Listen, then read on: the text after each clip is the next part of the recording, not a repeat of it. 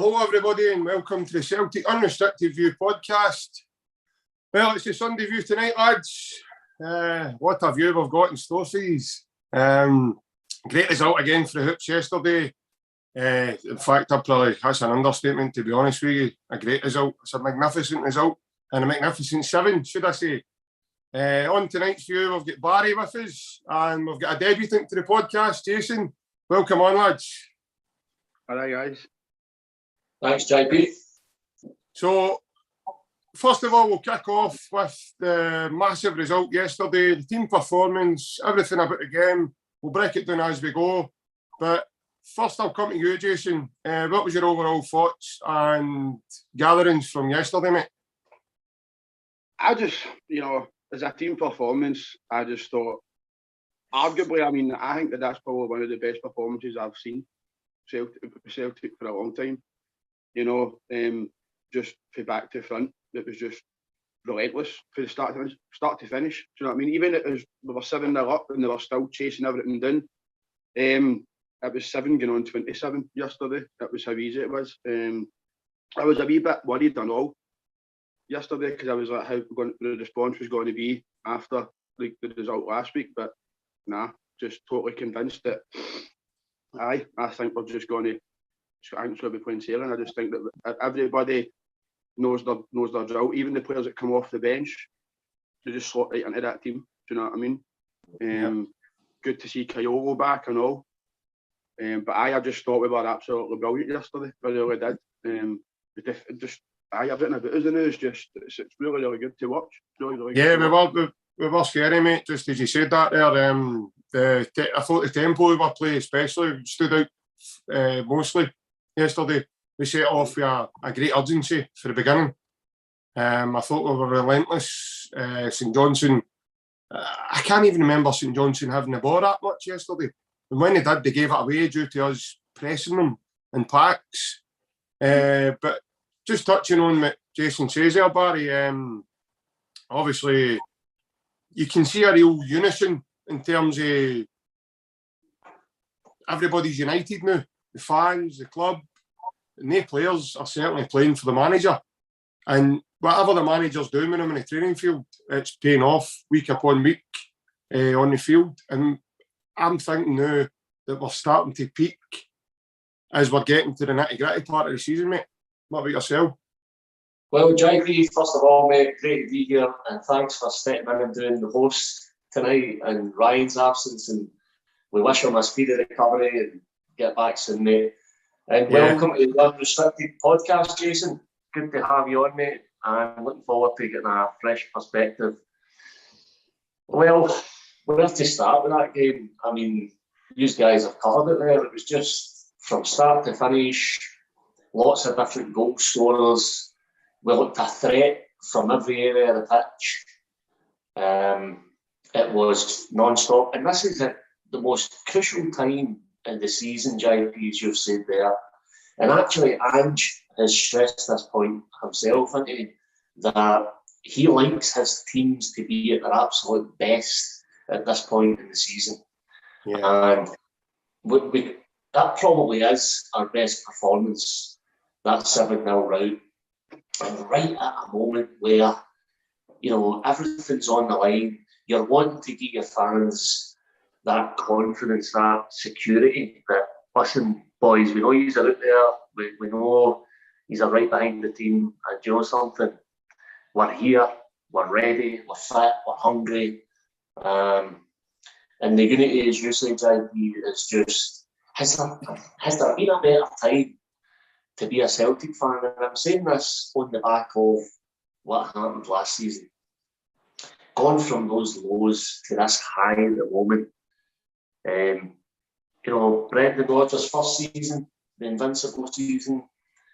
But this style of football, Jason said it to me yesterday, this style of football for me is even better than the football that Brendan Rodgers had his play. I've said it here first. It's a big call, mate. You're not the only person I've heard say that. No, I would have to say I kind of agree with you, mate, in terms of the best football. I did say, and I've said for quite some time now, that I think this team would spank Brendan's invincible treble team.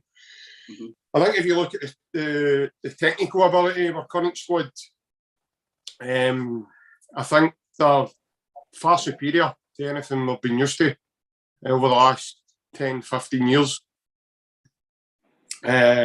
Everybody's wanting the ball. Everybody's comfortable with the ball.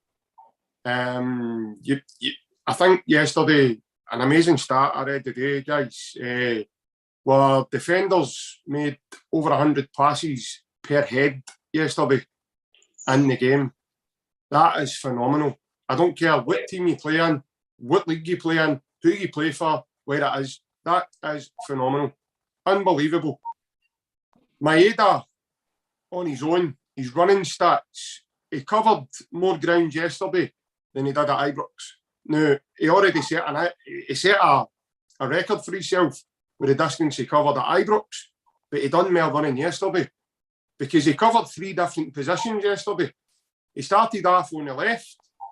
Giakoumakis went off injured. He took a spell through the middle. He then get moved out to the right as well at one point in the game.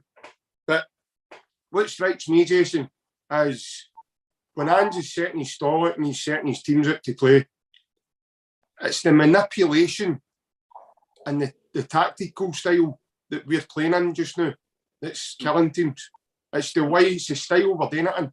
It's the speed, the tempo, everything that we're playing at is just totally... There's no team here in this country that can live with it, mate. I don't know what you think yourself. No, I don't think... I don't think there's any team in this league that can deal with that. Talk about Maeda. There was an instance yesterday. He was running, and I think he fell, and he get back up, and he still bet the defender to the ball. I've never seen a player like that has got that work ethic in my full time of watching football. And I'm not saying that to be biased. I genuinely mean that. The work ethic that guy's got is absolutely phenomenal. You see it every week he plays. It's even no matter if it's the first minute or the 91st minute, he's still chasing that ball down. Do you know what I mean? And it's brilliant. It's the same all over the pitch. It's the same. There's just this work ethic that it's never been there before. And I do agree with you, Jai. I agree with the fact that I think this is better than Rodgers' team because of what Ange inherited. Right? He inherited a team. I mean, you think back to that Michelin game. We were playing boys at 16 in the centre half. Yep. If I remember correctly. Do you know All you've got to do is look at the West Ham game as well, mate. Aye, do you know what I mean? And then you look at it now, and I think that's why I think it's a better team. That's what I will, in my opinion. But I just think all over the park, there's nobody in this league can handle us, and we'll prove that. Do you know what I mean? We'll prove it, and yep. I think we'll go out next week. It'll be much more of the same next week. I think. I know. Yeah, it's certainly. I think what was vital, lads, during the week, hearing Ange saying that nobody is going to not be up for it. I can't remember the word that Ange quite put it, but it was somewhere along the lines of, if you think this is now you start to showboat and you start to take your eye off the ball, you'll not be in my team this Saturday. And I think that's a brilliant mentality. And I think yesterday you seen a clear message when teams come to Parkhead, especially. I know we've played some nice football away from home as well this season, and that's been great as well, because prior to that last season, our away form wasn't great. So this season it was good to rectify that and put that to bed, especially that win at Livingston. I think that was a massive win for us this season as well, lads. But just going in terms of individual players, I mean, yeah, especially yesterday, Barry, for me, you just couldn't pick a man of the match. I know Maeda got it, but you just couldn't pick a man of the match. Look, how would it be fair to say, right, you're man of the match here, him, or he's man of the match? Because every one of them are unbelievable. So yeah. I just don't know how you would how can you pick a man of the match? And that's mental to say that, but you had 1 to 11 brilliant performers. Not just one or two. No, and there was some nice goals as well, some really tidy finishes. Something that caught my attention in that game as well, and this always excites me when I see this in a player. Leo Labada, when he scored, did you see his celebration? Aye. Did you see the passion that he celebrated with?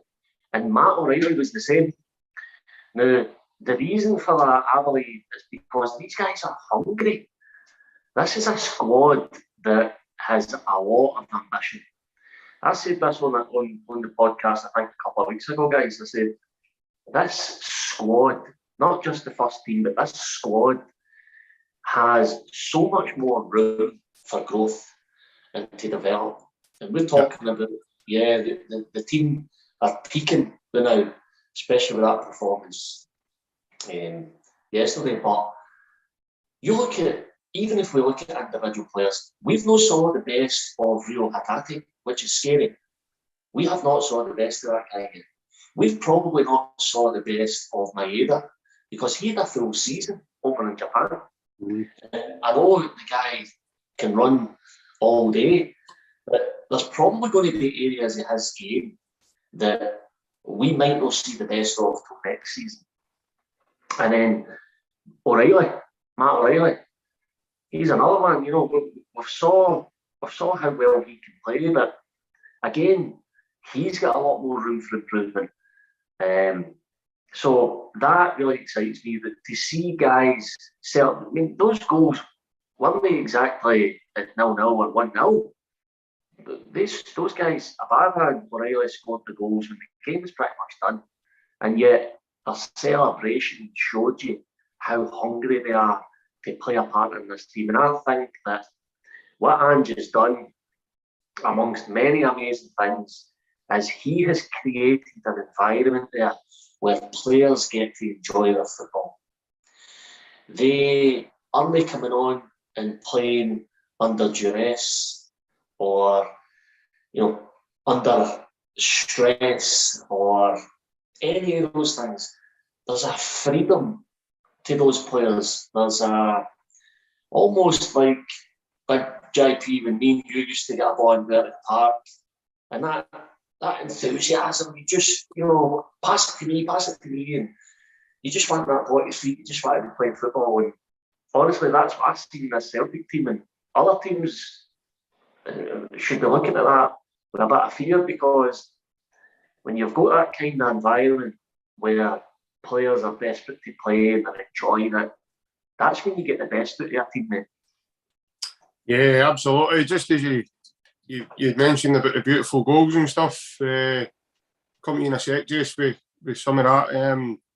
But just, I think the most remarkable thing about yesterday was, lads, I don't know if he's picked up on it, but for me, this is goal of the season, which is O'Reilly's second goal.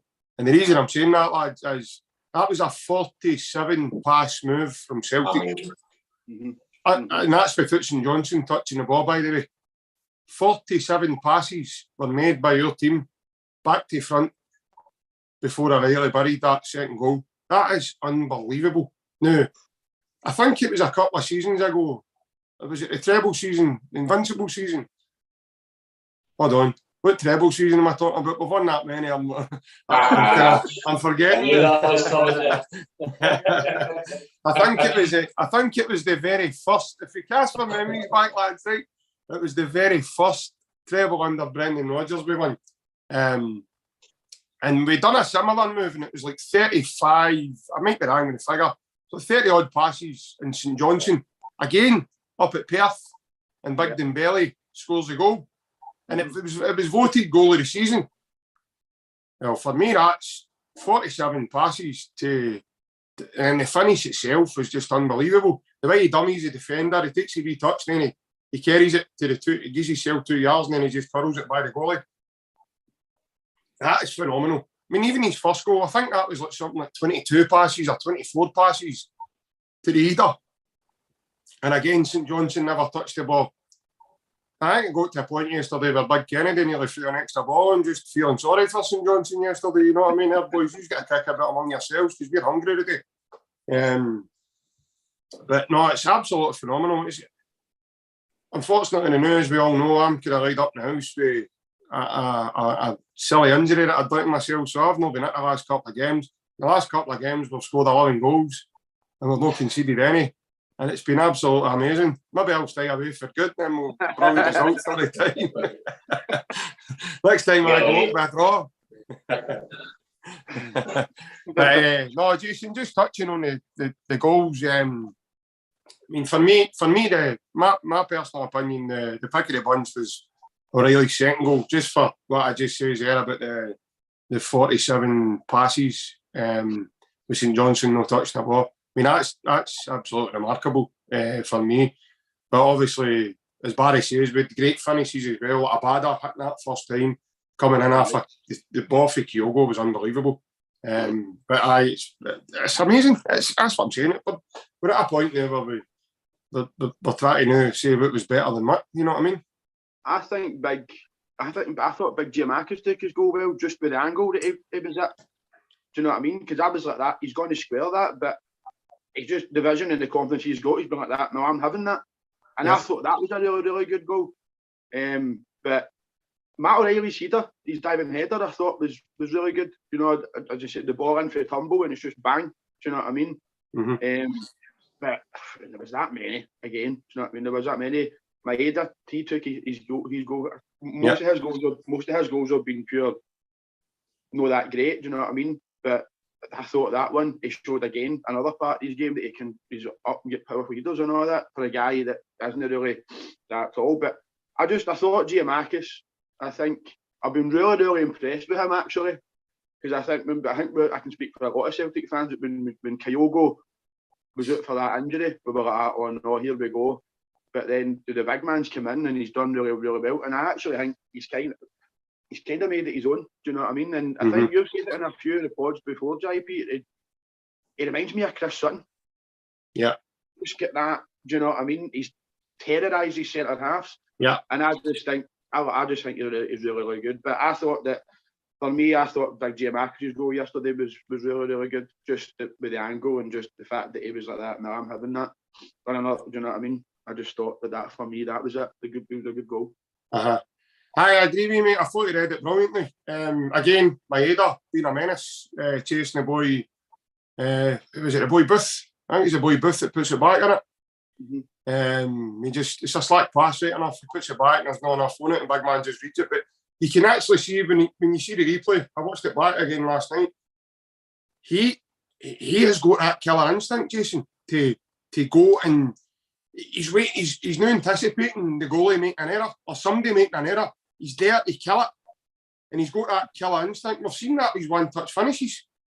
But yesterday he was right, and he was right in about that like a tramp eating a Big Mac. He was there, and he was going to goalie, and the rest is history, my friend. And as I say. Just a total relentless performance for the whole team. I mean, it's actually scary when you're. I also thought, Barry, that we saw a kind of not a cameo this time, but we saw Merriam. I thought he was brilliant when he came on. David Turnbull. I also thought he was clobbered twice. It looked as if he'd been targeted. To me. It was because twice he was done. And the first one he sort of shrugged off. Second one, I think he felt the second one, and I think that's why he walked off at the end. Well, before the end, before the whistle went. Which was a shame because I thought he made a great account of himself when he came on, albeit he didn't get on the score sheet, but he was instrumental in a couple of the later goals in the game, Barry. Yeah, I thought Turnbull looked good, and I think he looked sharp. And again, he's another one that he's had to watch a lot of football. You know, he was really influential until he got injured. In fact, we were trying to rely upon him. If you cast your mind back, yeah, goals, his work rate in the midfield, he was getting involved in a lot of patterns of play. And Ange likes him a lot. Anytime I've heard him talk about him, he's been nothing but praise for Turnbull. He's got a great engine and a great work rate. Obviously, you know, he likes a strike outside the box as well. So we've been absolutely spoiled for choice, middle to front. You know, you could pick two teams, particularly midfield and the front three. But we mentioned as well for Juranovic, who obviously got on the score sheet again with penalty. I mean, is there anything this guy can't do? I mean, what a find he's been. I know Ryan on I think it might have been last week, was waxing lyrical about Juranovic. No wonder. What a player. Unbelievable. And we've got a penalty taker. You know, you feel comfortable when the guy steps up. I mean, it's not always been the case. We've had a lot of people take a shot being the penalty taker. It's hard to remember who's been actually as clinical. Maybe Dembele, I don't know. But when you get a penalty now, he's the man to take him. So Henrik was very good at Barry. Henrik, that's come back and be well. But I obviously hit him well. I mean, Henrik, there was nothing he couldn't do. I mean, he was perfect. But no, I like that we've got somebody now that can take the penalties. I mean, that can make the difference in a game, you know. But just the whole team and the squad and the fact that players, what I love about Ange is that he has a methodology, he has a way of playing, and you can see, I think you say that, Jack, yourself, you can see that these players are being coached. You can see that they're bringing on to the park what they're learning and what they're practicing throughout the week. And it's been incredible to watch. And we're getting to the last sort of part of the race now. And I don't know about you guys, but I just can't wait for the next game now. No. I'm the exact same as you, Barry. It's like you're counting down the days now and the time and all that to the next game because it's so exciting. But the way we're playing, the way we're showing up to games now. I mean, how many games is that now, lads? We've saw it. We've killed the game before half time. We were 3-0 up at half time again yesterday. And it's not the first time this season that's happened.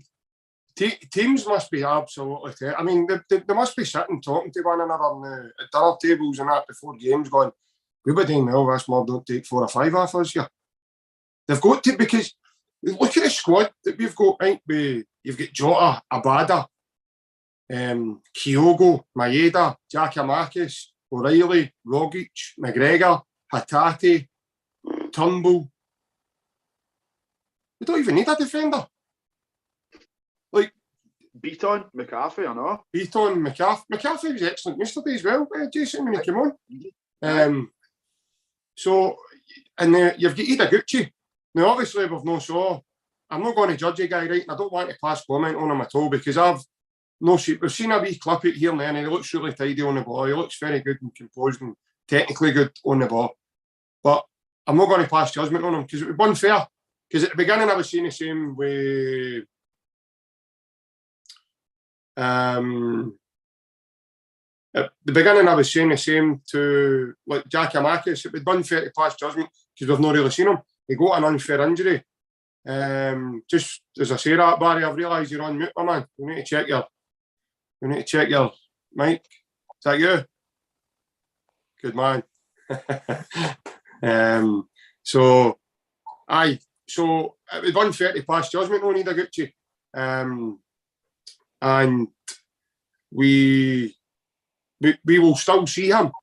Ange still speaks very highly of him. In fact, a couple of weeks ago, I heard Ange talking on one of the Australian podcasts, and he mentions about Ideguchi being one of his hardest trainers. One of the guys that's always there first. He's last away. He's fit. He's ready to go. It's just been a shame because of where we are and what we're chasing, and this season. Because I think he would have been in a team long before now, and you would have maybe seen McGregor being rested, but because we're still chasing trophies and we're still trying to win things, me personally, that's how I think Ideguchi's sort of not been seen. But we'll still see him. You know, we'll get to see him, and then we can pass judgment. I was just going to come to you in a second, mate. But overall, I think what's vital this season, lads, Jason specifically, is Ange's recruitment. His recruitment's been spot on, and it's been well value for money. It's actually been a steal. It's been the biggest size since the Italian job, I think, to be honest with you. And Big Ange should be walking about with a permanent mask on his face, I think, because of the absolute highway robbery that he has performed this season. I think they're trying to get a new Oceans movie going, and they're trying to get him to start a show. Heard a rumour about that the other day. But it's been absolutely phenomenal. And I don't know how he's done it, but he's performed an absolute miracle. And it surpasses anything for me that's been done prior to, as what you said earlier, Jason, what he's inherited. But just your thoughts on the recruitment side of things as well this season, mate? I think, I've never seen his recruit like this. I thought last year when we signed Duffy and all that, I was like, what a window that was. And we all know how that ended. But he's been in a market because he's been in the J League and he's exploited it. He's been like, I know who I want in that league, and he's got them. And I don't think the impression I get from Andrews is that he'll only sign a player if they're 110% committed into this club and what he believes in. Because you've seen it with that boy, the Australian boy that went to Middlesbrough. He was going to Riley come. McGree. He was going to come and then he wasn't. And he was at that boy then. He's no for me. This is the club for him. And he went out and he get Matt Riley. So I think at one point he done a hokey cokey, didn't he? He was in and he was out. Aye, do you know what I mean? And I just think the recruitment has been phenomenal. Do you know what I mean? Because I think with that Ideguchi, he was unlucky. He got that injury against, I think it was Arrow, and that put him back a couple of weeks. But the recruitment has just been absolutely phenomenal. I mean, Juranovic, I thought we were going to, it would have took us maybe about 3 or 4 years to find a replacement for Lustig, and he's done it, and he's come in. And as well, when Ange didn't come in till late, and he still managed to get Juranovic and Kyogo in. Mm-hmm. Do you know what I mean? So, and I think as well, he was trying to get Maeda in at the start, but for some reason it didn't go through. But he knows what player he wants, and he knows that he'll get them. And I think with what he said, apparently he had that conversation with Joe Hart as well. He's came in with a philosophy of the player that he needs for this club, and it's been absolutely phenomenal, the recruitment. And he's not signed a bad player, and every single player he's signed has hit the ground running. And I've never seen that before either. Never seen that before. But if the player comes in and it's right, they're on it right away. It's absolutely phenomenal. It really is. Long may it continue. No, definitely, Jason. And I think the scariest part of it all is, mate, we're just at the beginning a rebuild as well. It's only been 2 transfer windows. He's nowhere near where he wants to be with the squad. He's already said that numerous times. So if that's the squad not where he wants it to be, I can't wait to see us hit mid to high heights, because we think it's frightening now. Imagine it's going to be like when he thinks it's settled and it's, where he wants it to be. But just as you said that on the Maeda and Kyogo thing in the summer, we actually had a guest podcast done, and we had Dan Olovich, the boy for the Japanese J League. He's one of the big journalists for earlier, and he came on just the January window when it was kind of rumoured that the 3 boys were coming to us, Maeda and Hatate and Ideguchi. No, I tell a lie, sorry. Nonsense. They'd actually signed. It was in Hogmanay. Dan came on. He came on the channel. And he came on for a chat with us, which we were totally honoured to have him on.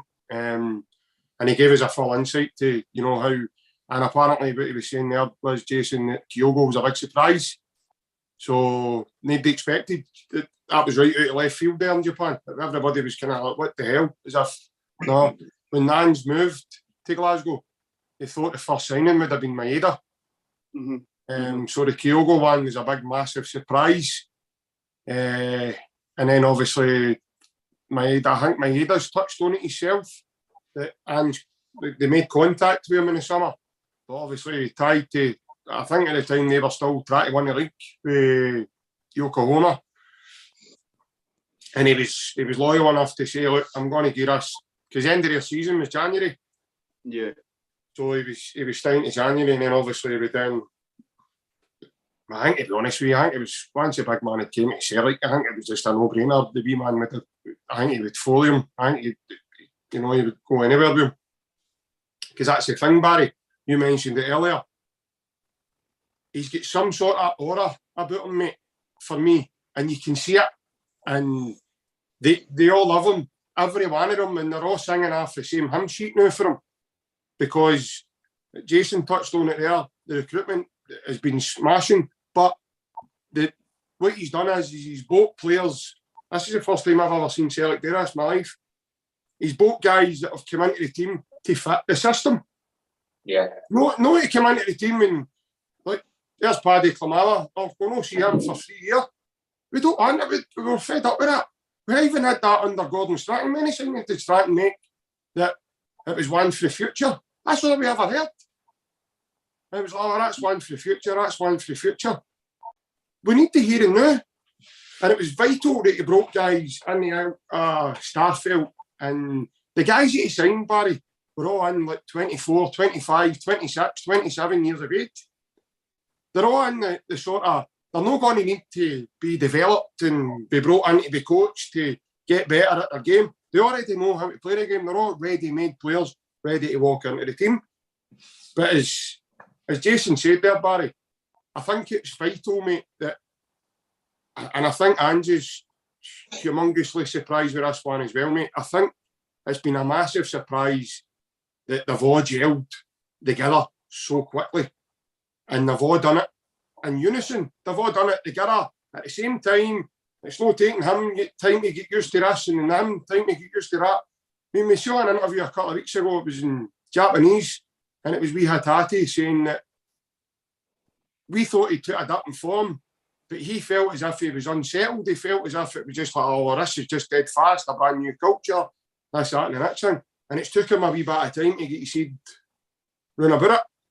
Same with Maeda. I think for the first wee while, he had to stay in some sort of hotel. Now they've managed to get him a house with his family. And there's another one. He's only on loan. Everybody needs to remember that he's still a loan signing as well. So he then becomes a permanent signing in the summer for 1.3 million.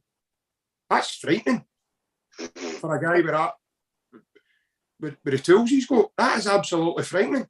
There's another highway robbery.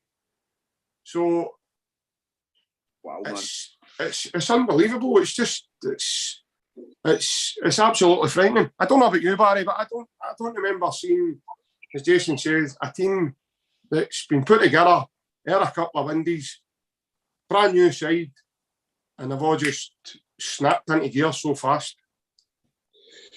No, but that's what happens when you've got a manager who is a leader. And we can all see it. We can all feel it. Anybody who has connected with Celtic and Postecoglou this season, I mean, I even seen Micah Richards weighing in. He was talking about the impact. So even down south, there's people looking and going, how the hell are they being so successful playing that way, considering how bad it was for them last year? Because the English were interested more than what they usually would be when Gerrard was here. So they've got a bird's eye view of what was happening. And now they're looking at it going, who's this guy who's came from obscurity and has completely and utterly dismantled that Rangers title winning team and done it in incredible style. And hold on a minute, he's brought in 16, 17 players and they've all hit the ground running. That's what makes me believe, JP, that Ideguchi will be a quality player because it was Ange signing him. And because he's got a personal view on him, he's watched him over in the J League. He's been on the touchline while this guy's been performing on the pitch. He knows exactly what he's getting. I think he's just been unfortunate in the way things happen. They got a wee knock, set him back. But no, you guys have said it. I mean, if you've got a way of playing and you've got a conviction about how certain players need to play in that system, and I remember Andrews asked the question by the media, they asked him, what's your process? How are you able to get it right time after time after time signing players? Because bear in mind, I's tapped into the J League with players that he's obviously seen and been exposed to. But he signed a guy for what, League One, League Two, Matt Riley. He signed Giakoumakis for the Dutch League. He signed Joe Hart, who hadn't played any football really for a year or two. So, Carl Vickers, Jota, these are guys all from different places. So it's not as if he's, like a lot of managers when they move clubs, they go back to their previous club and they sign 4 or 5 players and they bring them with them. Ange hasn't done that. He's went to all different markets and been able to pluck people out. And I think it's because he himself knows exactly what attributes he's looking for. Klimala was a great example, JP. They're a guy who was signed, and it would appear that the way he played football was never going to work at Celtic. He liked the ball to be played in behind. He came to a team that played on the counter-attack. And I thought he made every effort to try and get in the team. I mean, if you remember, during lockdown, he came back, different physique, he had bulked up, he had obviously really put in the euros. He wanted to play in that Celtic team, but again, it wouldn't have mattered how hard he worked, he wasn't going to fit in it because teams aren't going to let Celtic run in behind domestically. So it was never going to work. But Ange brings in players who he watches and he knows. He said himself that, he said to the media, he said, look, I just know. He says, I just know. I've been doing this long enough now that when I watch a player, I just know straight away he could play in my team. And I think that's why you'll see our team now where we can rotate players, we can bring players off the bench, and the team still play the same way because the players that are coming in to play in a system that their game's suited for. So he's an absolute master at it. I mean, I don't know about you, but how exciting is it going to be when we're back in the market looking for players and just targeting this one or that one? You're going to be thinking to yourself, how good is this guy going to be? Especially if Celtic days, we all hope that they spend a bit more than what they normally would on players. We're all but guaranteed this Champions League spot. Celtic back Ange and give him substantial money to invest in the team, to have a crack at that group stage, at least in the Champions League, to have a real crack at, doing a bit of damage in that, then who knows who we're going to sign, who knows where from, because he's also spoke about different leagues in respect to the J League that people haven't tapped into. And he was targeting somebody from, was it Iran? The Iranian league, Yeah, but he never got that one. But clearly, Ange knows the type of player he needs, and he knows by looking at somebody whether they can play in his team, and it doesn't matter what league they come from, he'll go and look far and wide. That's very evident, obviously, because as you just touched on it there, he has spoke about that previously, Barry. And he's mentioned the fact that he knows other leagues like in Brazil, and he's mentioned he knows a lot of young talent and sort of that side of the world. And it's our gain, everybody else's loss, the way I see it, because if he knows somebody that's going to come in and they're going to be what they are, then you can bet your boots that he's going to be a quality player or have real good attributes about him. I mean, even some of the signings, the signing of Abada, I don't think a lot of the Celtic fans would have been jumping through hoops at I mean, David, I saw that as he's playing like a mud-splasher team back in Israel, and no disrespect to the Israeli league, but again, it's a bit unknown to a lot. A lot of fans probably don't follow the Israeli football. I know I certainly don't. So, and I watch quite a lot of football. But the Israeli league's a league I don't know anything about. And when I heard Davada's name being mentioned at £3 million, I thought he's 19. He's an unproven player. You don't know what you're getting. But look at the contribution you've had off him. And he actually turned 20 just a short while ago there. He's joined us now. I think he scored something like, is it 18 goals he's got this season in total? Mm-hmm. I think that is absolute, for a 20-year-old boy, that is absolutely phenomenal. And that was a big headache going to Ibrox last Sunday, wasn't it? Everybody was kind of saying, what's your team going to play? But, look, you can't leave a bad out. How no? Because he's got 17, 18 goals. But Maeda won the Grand National yesterday, he runs that fast. I've seen the pictures. Do you know what I mean? Somebody put him on at 20 to 1, man. He came in at quarter past 12, he was that fast. But no, he was, look, the speed of the guy is just unbelievable, and how can you leave that out your team? So the pressing Joe P does and the pressure he puts teams under is just totally relentless. But Jason, just want to touch on obviously the side of Ange that we've kind of became accustomed to as well. Because at the beginning he was in for a bit of a raw deal, wasn't he? Like, I think a lot of the press were kind of asking who he was, and the team on the other side of the wall were kind of making a wee digs about he would be the next Pedro Caixinha. But I think I heard a few people saying he'd be sacked before Christmas, and Alan Brazil's comments on TalkSport about him, and there is certainly a lot of people right now slabbering at the mouth with humble pie dripping out their mouth now.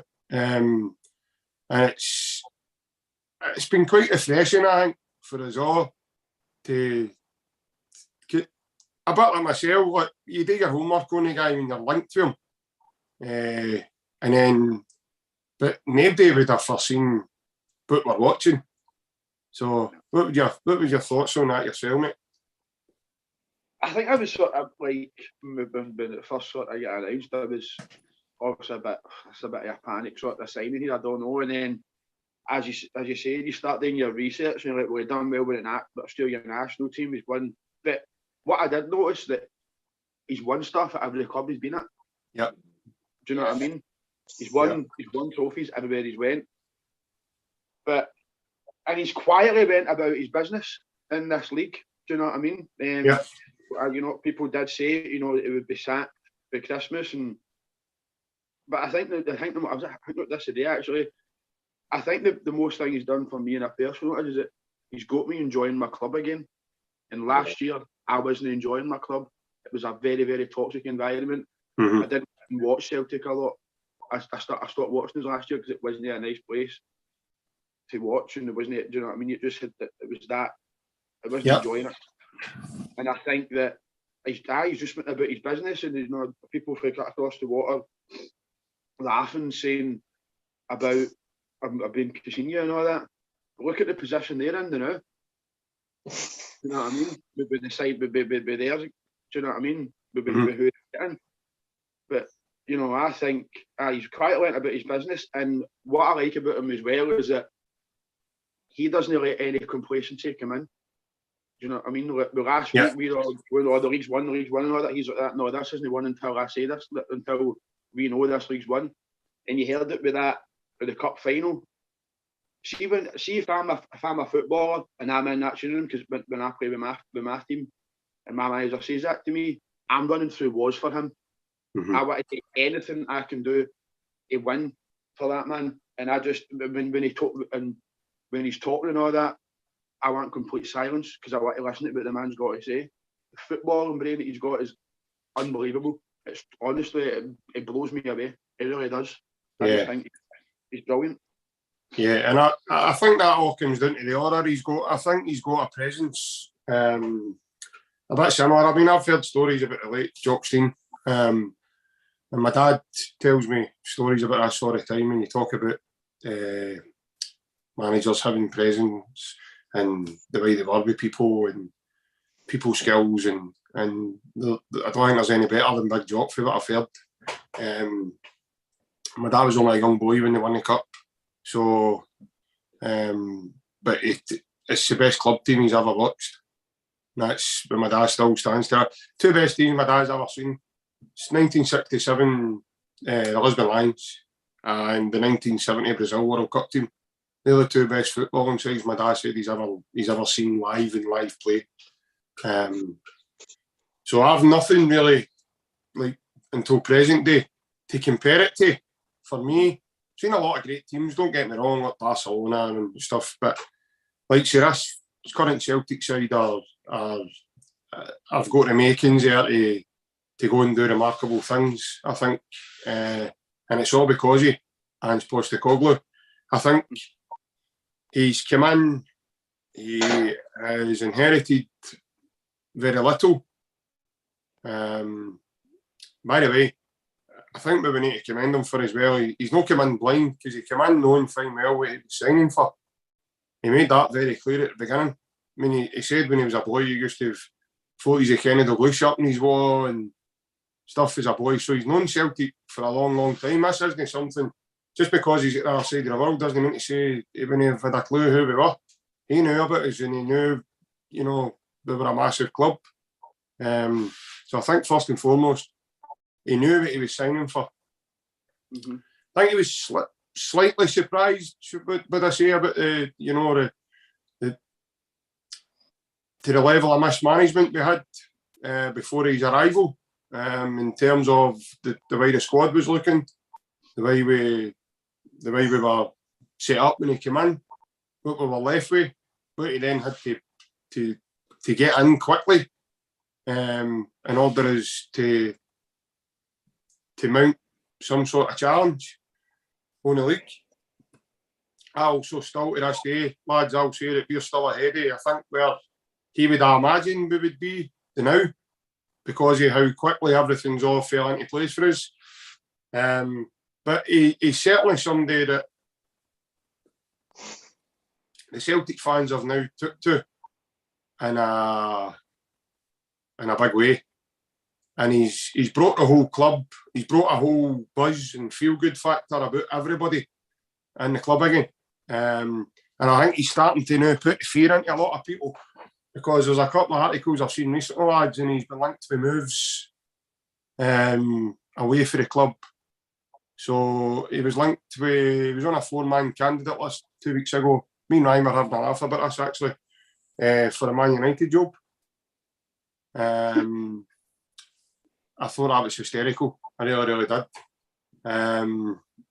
I saw one the other night that he's been told that the Australian job's his whenever he wants to go back there.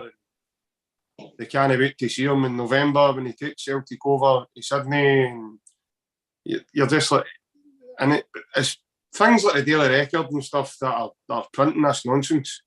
Because we know he must be doing something right. He must be doing something well, which is why we're seeing these articles and the rags that I call them are coming out with these stories. Because it's the same old, same old. If Celtic get anywhere at all, or they're getting somewhere, people have a go at try to bring us back down again, and we don't get enough credit when we do achieve things. Scottish football should be absolutely blessed to what we've achieved over the last 10, 11 years. We've brought a lot of colour, like we say, around the city. With the green and white celebrations. We've brought a lot of joy to ourselves. We've also brought a lot of joy to Glasgow. And I think we've been remarkable. We've won a quadruple treble. If we won the league this season, that'll be 10 leagues out of 11. We've won. That's absolutely phenomenal, lads. I don't know about any of yous, but I don't know anybody else in the world that's doing that just now. But just the all round the night and day for last year to now, the difference is just phenomenal. But one other thing I want to touch on, me lads, but I'll go with you, Barry. I think we touched on it a wee bit last Sunday, but it's still sticking in my throat, and it's not been mentioned enough. It seems to be getting swept away and under carpets and out of the way. So I'm going to mention it tonight. As the bottle scene that we've seen at Ibrox, were the two bottle scenes that we saw. The smashed bottle on the grass, and obviously we've heard now they've got somebody that threw the bottle at the Celtic physio. But before the game started, lads, I don't know if any of you've seen it, but there was banners held up and allegations by grown men about child abuse. And there was several names from Celtic's past held up in banners. And one of them I thought was disgusting. And Big Billy McNeil. More or less implying that these guys for years and years turned a blind eye to these sort of acts. Now, I don't know about you guys, Barry, but I don't know anybody in the right mindset, mate, going to a football game who even thinks to get their head run about sitting making up a banner about child abuse, especially if you've got a family. Yeah, I mean, we're here to watch football. We're here to be passionate about football. We're here. Ange Postecoglou spoke about this some time back then about, for some people, this is generations and generations of dad supported Celtic, granddad supported Celtic, or grand supported Celtic. And some people spend their entire week looking forward to and preparing for a game of football. That's what we're all there for. We're all there to be entertained, we're there to support our club, we're there to be united. We're there to have that period of time where we get to experience some emotions that we don't experience in our day-to-day life. And to have something like that, for somebody or for people to go out their way to make a banner about something like that, for me, it's hatred, it's bitterness, but on a human level, it's completely insensitive. This is people's lives that we're talking about here. And we're talking about a subject that is taboo, that sadly happens in every environment it goes on. So for people to bring that to a football match, it takes the event, it takes the experience to a low level that nobody, absolutely nobody, wants to be involved in. And they should keep these things away from football. They should keep these things away from families, away from environments where people are wanting to enjoy themselves. And it is, again, just, it's inhumane to be making banners about that kind of thing. If these kind of things are going on in the world anywhere, then let the people who are involved in it deal with that kind of stuff and leave the football to the football. Aye, that's brilliantly put, mate. I personally just think it's disgusting. I think it's lack of education. I think it's bitterness, bigotry, just hatred. It's everything it can be. And I just don't think it's somebody that's in the right mindset to. I just can't fathom it out, Jason, as to why somebody as Barry says, it's inhumane. And a lot of these, you probably find a lot of these guys that do this kind of thing is they've got families themselves.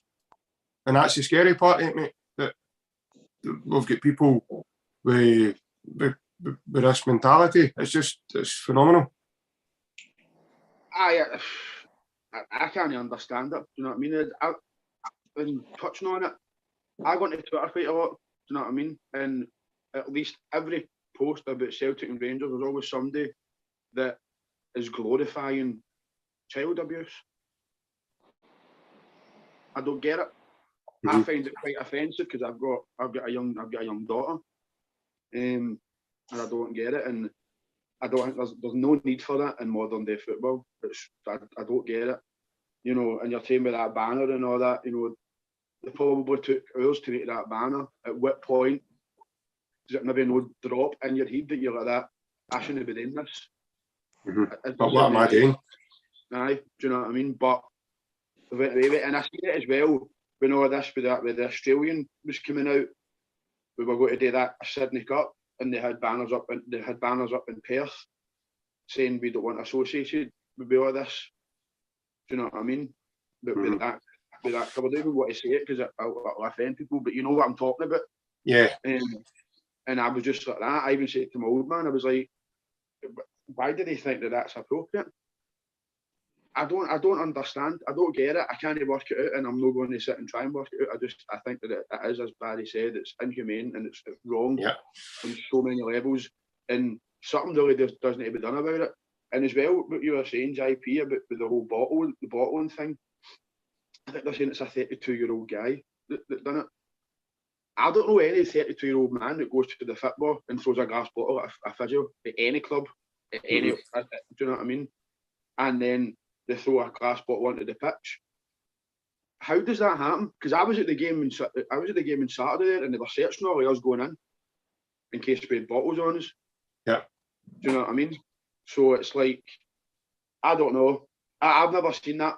What I've seen last week, bottles on the pitch. I've never seen it. You know what I mean? I've heard another few incidents happening last week. Yeah, that's another incident, mate, that I just can't fathom out any guy, any normal man.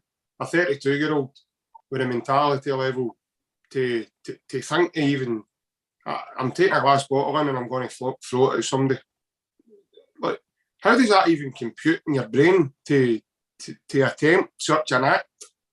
Like, it's totally, that's no football. I mean, that's just totally above football. That then becomes a different matter altogether. But what annoys me more than anything, lads, is the fact that it's just swept under the carpet. Or if it's not, then there's certainly not enough clarity given to the public regarding when the incident happened, what's been done about it.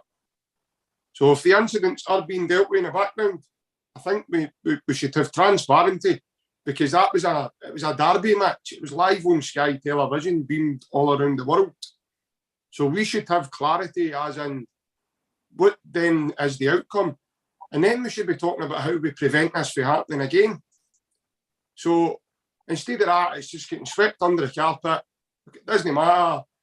But this isn't just the first time, you know, things like this have happened. So it's becoming, we're at 2022 now, guys.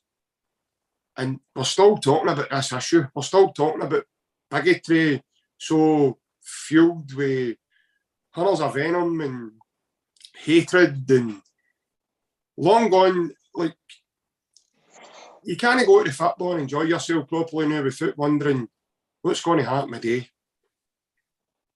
Is there something going to kick off today?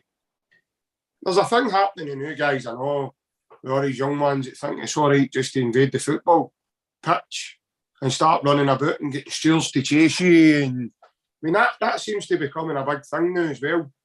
But what they don't realise is that the individual clubs that this is happening, it's not just happening at Celtic Park or Ibrox or anywhere else. It's happening all around Scottish football. I seen it yesterday with the Motherwell Livy game. Before the final whistle, a young lad jumped onto the park and started running around the whole of the Tony Macaroni Stadium, and you just, what they don't realise is the club get fined for things like this happening. So it's just totally beyond me. And people think it's funny, and then with them laughing and videoing it and sending it all around social media, they're endorsing that. They're egging it on. So it's going to keep happening. But it's going to end up negatively, guys. In my opinion, it's going to lead to somebody's going on that part to attack somebody. It's going to get to that. It's going to stop being friendly because they're getting away with it. It's going to then be, because we've seen it. I think Carter Vickers scored his second goal, and you saw the guy coming down to the front of the. He rips your belt off down at the trackside, and he had one leg out of the board, if it wasn't for his fellow fan grabbing a hold of him and yanking him back over the wall. There was no steward in sight whatsoever. So it was plain to see that he was getting onto the field of play. Now, what the guy was going to do, I don't know. But previously we had that as well. Do you remember the guy going to part and attack Brown? Yeah. The guy going to attack Brownie. Things like this need to be stamped out. They need to be stopped. And for me, I think what the most annoying part is the lack of clarity as to what then, moving forward, where do we go, Barry, in terms of how do we... I know you're never going to eradicate hatred and bigotry and all the rest of it. I know that will never stop, right? You're kidding yourself on if you think that's ever going to come to an end. It's no. But in terms of getting back to having fun, enjoying the football, enjoying the occasion, celebrating with your team, not a problem. But all this other nonsense, for me, needs to stop. And there needs to be a better way or some other method of making it stop. Now, whether that be starting to shut down sections in stadiums and stuff as a threat, or something along the lines. I don't want to start upsetting them by saying stadiums should be shut down, and that's not what I'm meaning. But I think something needs to be done about it, mate, to be honest. Well, you guys know that anybody who's thrown objects on the pitch or any other things that are totally unacceptable, they're not football fans. They're not proper football fans. Look at us on here tonight talking about our club, talking about our team, excited, passionate, delighted that we've just watched that spectacle yesterday, 7 goals, buzzing about the guy that's leading our club now. That's all about football for us. That's why we're here tonight. That's why we're having that conversation. Yeah. Anybody who's doing these things at a football ground, they're not football fans for me. These people would be better off not coming to the grounds at all. They're not wanted. And I do think, JP, you're right. I think that clubs probably need to put some kind of strategy together to identify people like that. Because you better believe it, there'll be things like that going on that don't make the headlines, that haven't been picked up by cameras, that will be happening. So I think each club has got a responsibility to be monitoring these kind of things, to be taking robust action if and when they happen. And there's no place for that at all. We've got an amazing sport. We've got an amazing passion in football that it unites so many of us. Look at us here tonight. I was really looking forward to this post today. Looking forward to spending time with you guys, talking about our club. It was a highlight of my day. Yeah. But it's all based on football and passion. When passion, JP, is you're right, when passion becomes bitterness, if it ever was passion in the first place, let's be honest. But there's no place for bitterness. There's no place for bigotry. There's no place for that kind of stuff. And again, to come back to the guy who's leading our club now, Ange, he has done an amazing job, I'm sure you will agree, of shutting out the outside noise, of just completely disregarding everything else that's going on and really focusing on, as he says, the things he can control. There was a I don't know if you had posted it, JP, on social media, an interview that he done, I think 6 or 7 games into his league campaign, and they were asking him about the title, and they were almost subliminally saying that the league's over, sort of thing. That's right, I was in September, Barry. And he sort of laughed it off. He says, "You guys are obsessed with, this part of the season." He says, "There's a long way to go, and blah, blah, blah." But what he done was, he's done it all season. JP, Jason, do you remember Martin O'Neill? The guy was a master at this. He was a master at controlling the media. He just did not let anything get into the players' heads. And there's a lot of similarities I've seen with those two. I mean, Martin O'Neill, in my times, probably the best manager I've seen at Celtic. I'm hoping Ange is going to overtake him. But I love Martin O'Neill, and I loved the way he was with the media, because everything was about Celtic. Everything was about our club. He kept the focus on us at all times, never get distracted. And I think that's probably the way that Celtic are looking at this situation. I'm sure they're going to be behind the scenes looking for clarity, looking for what was done about this. But again, I think that we've been really successful this season as a club because we've had a focus and we've kept it within the confines of our own club, and not get involved in anything that's outside of us.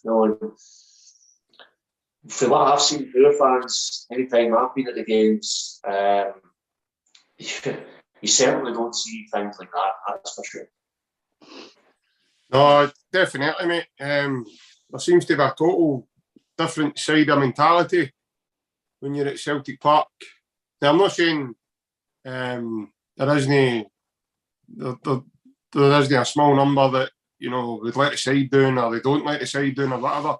What I'm saying is it's more when you go to Celtic Park, especially right now under Ange, yourself, lads, it's a party. Yesterday they were doing a huddle, and when that happens, it's just unbelievable. I mean, everybody, you picture a full stadium turning their back on the play. The play's that good to watch, but they're turning their back just to bounce for the rest of it. It's just phenomenal. I've never seen a stadium doing that my whole entire life, ever. I'm talking about the whole stadium, but the way it happens, it's just phenomenal. The singing is non-stop when you're at the game, and it's non-stop. You're actually going home with cauliflower ears because it's that noisy. It's that you're going home, you're answering phones because you think they're ringing because you've got this thing in your ear. You're walking about and hello, you think people phoning, it's just the ringing in your ear with the noise level that's created at Celtic Park now. And obviously, during the week there, lads, as well, I think it's came to a big surprise to us all, especially the timing it, especially for me anyway. It was good old Dermot Desmond, Mr. Houdini, who we hardly get a chance to see these days. So he comes out, I don't know if any saw the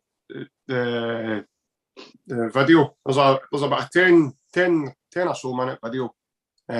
He's talking to Jerry McCulloch about everything that's basically happened in the last 12 to 13 months for Celtic. And obviously, he touches on, I picked up on this quite early. He touches on the Fraser Foster incident when myself, Craig Gordon, and Big Fraser kind of shafted us a wee bit.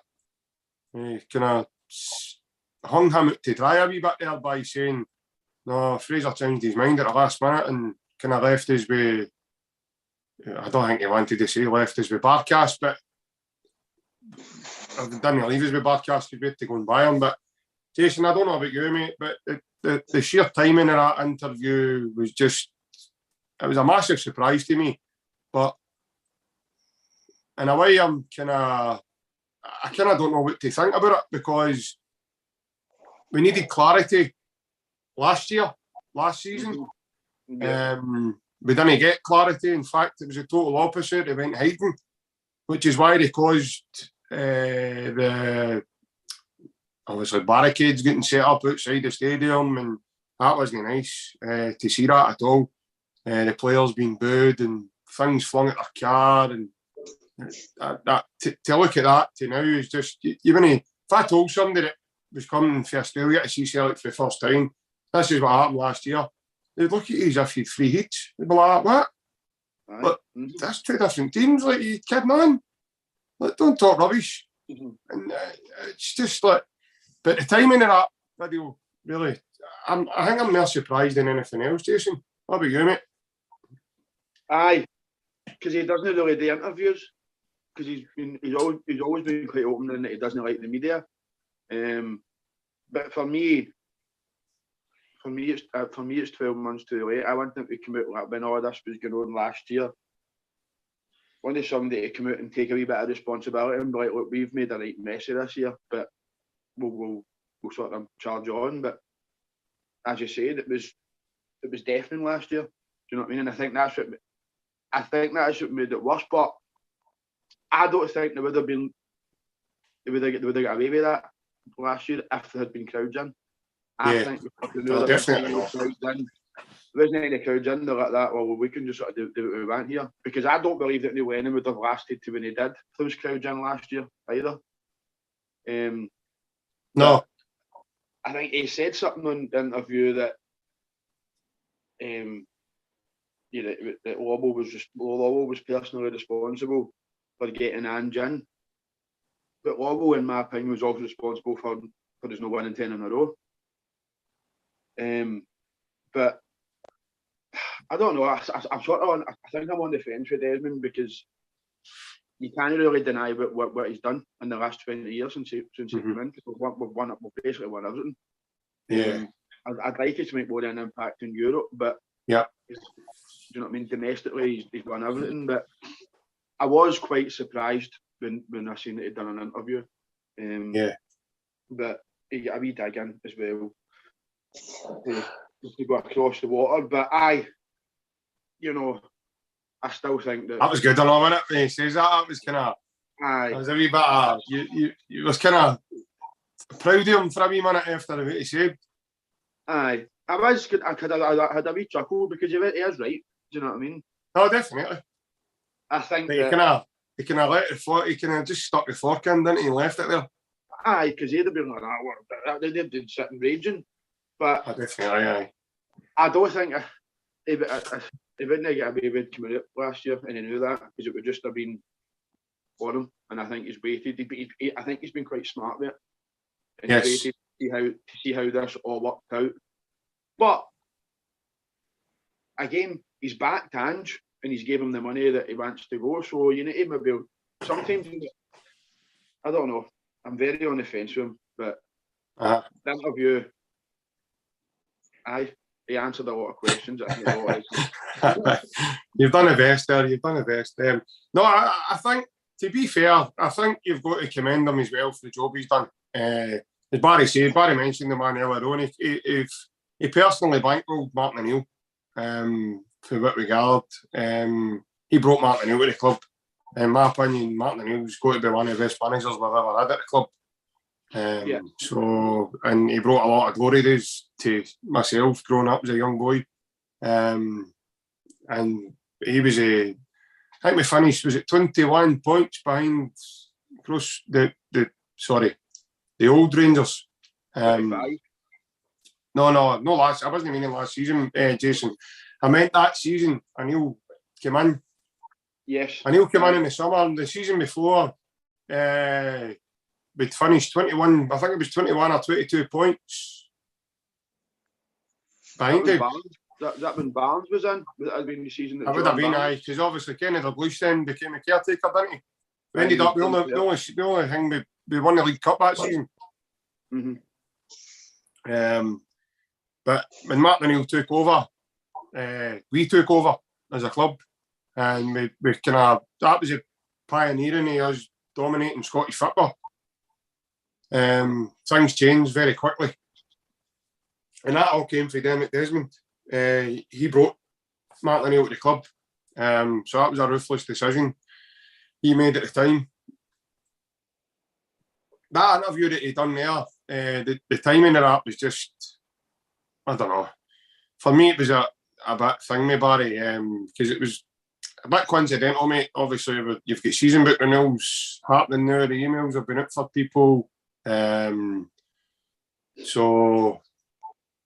it's, and then as Jason just said there, where was that? Like 14 months ago, like when we were up to our eyes in nonsense, if you want to say a better word, with disarray with what the club was doing and things that were happening, and like we weren't wanting Neil Lennon sacked because he was a bad manager. We were wanting Neil Lennon sacked for his lack and his his inability to fulfil the duty we required. So the length that they waited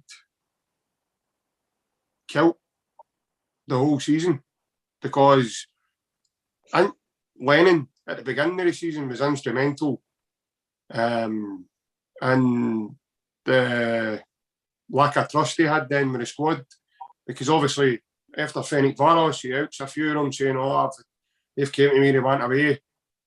It wasn't long after Lennon was in, I think we sold Tierney. It was that summer, we sold Tierney. So things started to no look right. There was loads of noise coming out of his, and Dermot Desmond was coming out publicly and backing the man and saying, no, he's the man for the job, he's this, he's that. I'm not going to sack, what was it? He says, I'm not going to sack Neil Lennon because the Celtic fans want me to. No, you sack Neil Lennon, you're letting Neil Lennon relieve him of his duties because of he's now not able to do the job that we want him to do for whatever reason, whether it be personal reasons or it just wasn't going right for him. We could see that early doors, and as Jason says, because there was no fans in, they just got away with it. And they fleeced us that season. One of our biggest seasons in the club's history. And they just let it go like it was nothing. And for me, I'll never forgive for that, ever. I've moved on, totally moved on. But I'll never forgive it. That's always going to be something that the Celtic board will need to be held accountable to, was the fact that they were a massive, massive reason as to why the club went the way it went that season. And then obviously it filters then down to Neil Lennon and then the players themselves. So there was a combination of a lot of errors. But Dermot Desmond was at the forefront of that again, Barry. So as much as we give him praise, he also then needs to take the slack when it comes his way. And I know he's a man that doesn't really like to do a lot of interviews, and I've heard that there's been that many years for he's been at an AGM meeting, which I personally don't get my head around that at all. I think that's disgraceful, considering he's a majority shareholder. I think he should be there to meet and greet the people and take whatever comes his way. There's guys that go to things like that with lesser clubs who get far more abuse than what happens at our AGMs. So I don't see why these guys can't be held accountable when it's time to be held accountable for the wrong decisions that they make, mate. But again, just your thoughts on obviously that wee video that we just seen. Well, it was just a bit random. It came from nowhere. There was no forewarning that there was going to be an interview at all. So my initial reaction was just surprise that he'd done an interview at all. But looking at last season and the pain and the hurts of that, and his explanation in that interview, the communication last year was the biggest problem for me. There was almost no communication at all. You know, we were going for one of our biggest seasons ever, and there wasn't action. You know, in terms of, there was a point pretty early when you could see that Lennon couldn't reverse this, and I just thought that the board had an opportunity to take action at that point, didn't they? And I don't know if they regret it, but looking back at that, we were looking for a bit of leadership at that point. We were looking for a Dermot Desmond to come out and address the fans, take action swiftly, replace the manager, and just appease the fans and let us know that they were doing everything in their power to get this 10 in a row. But look, I think it's there's good and bad with Dermot, but for me, there's more good than bad. This is a guy who, you said yourself, ID, personally bankrolled Martin O'Neill. Yeah. But he was basically the reason that Brendan Rodgers came to the club. Yeah. And Peter Law was involved in that process as well with Brendan Rodgers. And I think it kind of broke down between the two as well at that point. But you've got to sort of look at it and say, well, what has been the success in the past 10 years? Particularly the past, 4 of the past 5 years, we've done trebles incredibly. Yeah. Which is just, that's like something out of a movie. 4 trebles. And then, taking it on face value, it's then said that Peter Law was responsible for bringing Ange to the club. Yeah. Now, if that's true, and I'm taking it at face value, it is. Again, we'll look at the success that we've enjoyed this year, look at the way Ange is united everybody, then you would say, well, if Peter Law identified that and brought it in, then really we have to put our hands up and say, well, that man's done an incredible bit of scouting in his own right to have plucked Ange Postecoglou out and then to have had the courage to bring him in, because, we were talking about it earlier, a lot of this, when his name was first mentioned, was going, oh no, what's going on here? Yeah. But of course, being passionate Celtic fans, we done our research and it made us feel a bit more confident. But I thought his comments in regards to them across the road was just wonderful. And I can't even, they mean that little to me. I can't remember, Jackie, what's the name of their owner? Who is it that owns them? Is it not at Douglas Park? I thought it was the South African boy. No, he's not wearing him now. He get thingy because of that South African court thing, didn't he? Oh, so he's not there. So he's not even in the country. He's not wearing him anymore. What was his name again? Uncle Dave King. Dave King. See, is that like to know him? Is I like to know him as Dave the Lion King? The Lion King. Because everything he said was a lie. Well, he made some really strong comments last year and addressed a lot of it towards the Celtic board. And I think Dermot Desmond was putting the record straight with those comments.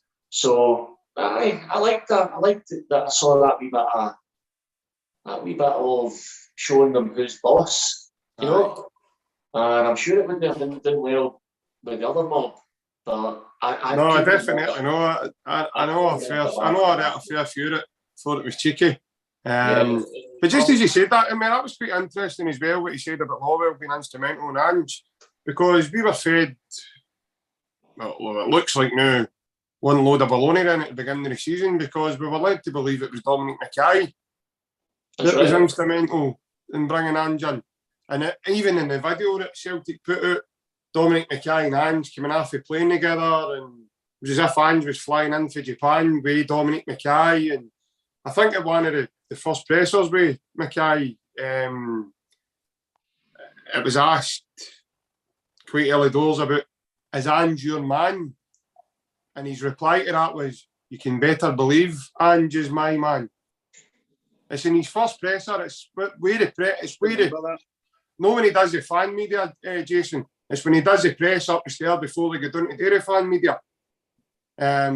Before they start talking to Ange, and then Ange slaps the press down straight away for trying to insinuate that he worked at a lower level. That was magic. Right from the beginning, that was just magic watching. Like, you just knew then, you're like, this guy's not going to take any nonsense. Do you know what I mean? And that was brilliant. It was similar to Brendan, Barry. You were talking about Martin O'Neill having a meeting.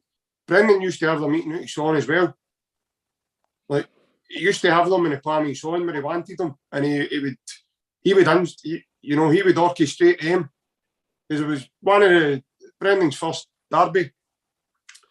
Lee Griffiths is injured, and at the end of when Belly scored a hat trick, I think it's that. What do you call him? Is it Charles Patterson? Mm-hmm. He actually faced Brendan. Lee who? And Brendan very quickly says, "Don't be disrespectful." This was Brendan's words to him. "Don't be disrespectful." Remember how, Lee Griffiths has been brilliant for this club, blah, blah, blah. It was that kind of meaning. You could see the intent of Brendan's face, his demeanour. It was like, don't be disrespectful. Just because Musa scored a hat trick today, don't just shun a guy like Lee Griffiths out of the equation as if he means nothing now. But getting back to the Dermot Desmond thing, I would agree with you, Barry. I think there's more good for him than there is negative. And the same with Lawwell. He was in for a raw ride last season as well, with the whole everything that happened in the club, and he seems to be he was at the forefront of a lot of the blame. I thought, by the way, just on that, I thought it was absolutely terrible with what actually happened to his home. Yeah. Where the guy turns up, and obviously they caught the guy, but he set fire to his house, and there was quite a bit of damage and stuff done. Thankfully, there was nobody hurt. But I thought, again, that was bad. And that's a side that we were talking about earlier on, Barry, that obviously we want to talk about football, mate. We want the happy times. We want all the good times. We don't want all that stuff. That's above football. That's nothing to do with football. And you become even bitter in your own support. That, you have a mentality that, I was angry, right? I really was. But I never thought for 1 minute, guys, to turn up at Celtic Park doors, picking up barrier fences and fling them at people and off police vans and throwing things at the players' cars. And don't get me wrong, I would have been really angry if I was in the stadiums and we were seeing their performances, guys. And I would obviously, we would let it be known then. But it's never computed in my head to have such an act where you would do something like that. So, no, I didn't like that side, and I felt, I kind of really felt in a big way for Peter Lawwell there, for what happened to him. And thankfully, obviously, his granddaughter and stuff were in the house, but thankfully nobody was hurted on that occasion. But Dermot Desmond was brilliant with that wee dig about him across the water, as if we'll never go to the ball, and we'll not be, we'll not outspend our means. We'll just never put ourselves in that predicament. But you never see the administrators walking through our doors, and a guy like Craig White standing at the door doing a 30-second speech that must have took him all day to write. And you'll not see anything like that happening at Celtic Park, no chance. But I actually like the way our clubs run, to be honest with you guys. I like the fact that we've got a model, and we'll no look by that. I thought it was good the other day. I don't know if you've seen Angie's presser before the St Johnstone game, guys. And the guy says, I think it's a fan. It was either a fan or one of his journalists. And they says to him about the Bodo Glimt. And they says, Bodo Glimt have got a quarter of your budget. Look at their success in Europe. Is that not something you would try and replicate? And Ange being Ange just totally slapped it down again. He went, no, like pure demeanour, look, Ange's demeanour. No, why would I do that? And the guy says, no, just obviously with the success side of it, blah, blah, blah. And Ange says, well, I don't really believe in all that anyway. He says, it's not about budgets. He said, for me, it's all about hard work, determination, a wee bit of luck as well. He says, if you look at our team, we're a relatively new team, been put together. I think a wee bit of inexperience was maybe why we never done too well in Europe. we played a Bodo side too, where they still had some of the DNA. By the way, they've just beat them again. I was going to say they beat them 6-1, but they've just beat Roma again the other night. They still had the DNA of that team, like in that side, and we were beaten by them because I think at the time, guys, as well, Barry, I think you touched on it in a few podcasts ago now. You mentioned that it was quite refreshing in that we were still a brand new team. I think the naivety of our squad kind of showed that to the two ties. Jason, you touched on earlier about the Midtjylland game. I think personally now, if we were to play Midtjylland, it would be a totally like a cricket score. I think we would spank Midtjylland, in all honesty. But in terms, just with Ange there as well, just his whole aura, the media, everything that he does, I think everybody's been pleasantly surprised with him. And obviously, just moving forward, lads, just to get your final thoughts, what we're looking for, and obviously, what do you think? That's probably going to sound silly. Do you think we need to improve on anything? I'll start with you, Jason. You always want to improve, don't you? You always want to improve. How do you improve on yesterday? Scoring 10? I 10. I think next year you want to. I think if we don't lose anybody, I think we'll do quite well in Europe next year. I think that's maybe going to be his sort of next step, is to maybe try and. I think if you get into the group stages, you finish third, drop into Europa League. I think that would be that good. I mean, that Europa League group we had there was a murder group. Group of death, wasn't it? Aye, but I think you want to maybe try and improve to get to do well and to do better in Europe. I think, but you always want to improve. I think maybe all depends. I think it all depends if he keeps Jota and big Carter Vickers. To be honest with you. Do you think getting to the Champions League, Jason, would be instrumental in keeping both, or do you 100%. Think maybe Jota's mind's made up to go elsewhere? I think Jota. I think if Benfica turn around and say to Jota, it will give you the chance to play his first team, I think he'll go back. He's a Benfica fan. Yeah. But I think Carter Vickers, if we get the Champions League, I think he'll sign. But I think Carter Vickers is probably more a priority than Jota, just for me. Yeah. I think we need big Carter Vickers. I think Ryan touched on it in the last pod I watched. I think if we sign Carter Vickers, I think Big Julian will go.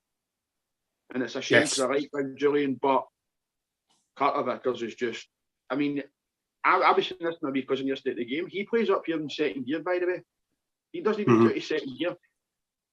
No, me and Barry were at a game not so long ago, and he just never broke sweat. I've seen him break sweat. I thought in any game he's played this year, it's just he's solid. He's brilliant. Yeah. I think he's more of a priority signing than Jota. But I think getting into the Champions League, you've got that where you can go. Well, there's your 8 million for him then. Yeah, it's no problem. Do you know what I mean? Yeah. Yeah, it's more an advantage to us rather than. And I think Jota again. If Benfica do say that we're going to go give you a game, you'll be like, well, just go and sign up and get Champions League football anyway. And Jota, what age is Jota in at 21? So if you sign him, I think he is, mate. Aye. Sign him for 6 million. These 2 good seasons. What you going to sell him on for? Yeah, definitely. I mean, but I would sort of. I think he'll sign somebody. I think he will sign somebody. But moving forward domestically, mate, what you sort of looking as a fan, what you sort of wanting now? I know that obviously we're all wanting, but what's your aspirations now moving forward in the last 5 games that now we're going to have? I want a treble. A treble? Aye. I don't see what. Notice how all our faces light up like that big light up. What can them across the water actually do to stop us from beating them next Sunday? Because they don't know who's going to line up. Because we can easily drop Logic on Sunday, bring in O'Reilly, bring in Abada, oh, J Marcus is injured. Oh, that's fine. We'll just start Kyogo then. They've got a massive game on Thursday that they're going to have to throw the kitchen sink at. Do you know what I mean? And Kemar Roof, he can't play 2 games a week. Mm-hmm. So I don't know, but or you don't get you certainly don't get the same level of performance off him. No. Twice. I know what you mean. I just want to win everything. I want to win everything. The treble. I'd honestly think we'll get a treble. Very, very. I'm confident. Yeah. And how remarkable is that going to? Is that storyline going to be with what Ange inherited at the beginning? I was talking to a few of my pals about it. I think it's something like, if we win this treble, I think we're only 4 off of being the most successful team in the world. So there you go. So that's scary. That's another incentive to go forward. But the more we win, then we can overtake that, and then there's something else that we've took. Yes. I mean. Okay.